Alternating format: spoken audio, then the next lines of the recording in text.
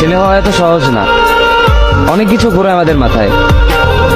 সব তো তোমার বইলা বোঝানো যাবে না, তারপরও কিছু বলি শোনো। আমরা ছেলেরা বউর সামনে মার সাথে ভালো করে কথা বললে মারা চলে থাকা সন্তান, আবার মার সামনে বউর সাথে ভালো করে কথা বললে বউর গোলাম। নিজের ছেলে মেয়েদের যদি মারি আমাদের দয়া মায়া নাই, আর ওই ছেলে মেয়েদের যদি কিছু না বলি আশকারা দিতেছি। নিজের বউরে দিয়া যদি জব করাই সেই ক্ষেত্রে আমি বউর কামাই খাই, আর যদি বউরে দিয়া জব না করাই আমি সন্দেহ করি।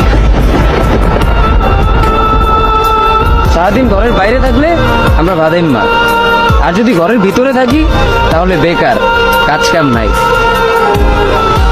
আর এই তোমাদের মেয়েদের গায়ে যদি আমরা ভুলেও টাচ করি না আমরা নির্যাতক, আর যদি তোমরা মেয়েরা আমাদের গায়ে হাত তুলো আমরা কাপুরুষ। আর একটা ছেলে কি বা করে পুরো লাইফে নিজের জন্য?